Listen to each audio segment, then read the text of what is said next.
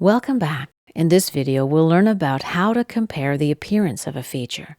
I've got two identical parts open. I'm going to tile them horizontally in the graphic area. Let's compare their features. Tools, Compare, Features. Select the documents, and let's click Run Comparison. They're identical. Let's click OK. Let's right-click on this face of Part B. Click the Appearance flyout menu. Let's apply the appearance at the face level. Let's click the Basic tab of the Appearance Property Manager. I'll choose Green and click OK. Now let's compare our documents again. Tools, Compare, Features. Select our parts, Run Comparison.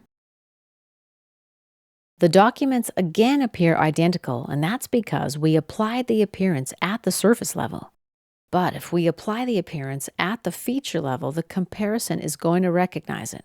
Let's right-click and copy the appearance to the feature level. Copy appearance. Now right-click, select Paste Appearance, and here we choose the level to which we'll paste. I'll use the feature level, Boss Extrude 1.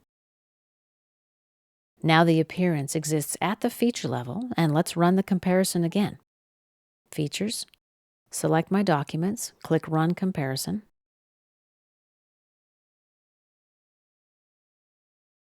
So this time we have a modification that registers. Let's cancel out. And let's go to Part B. Make some changes. I'll delete the appearance at the face level.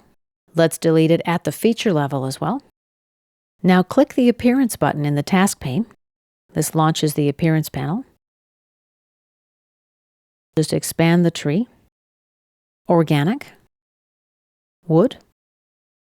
Beech.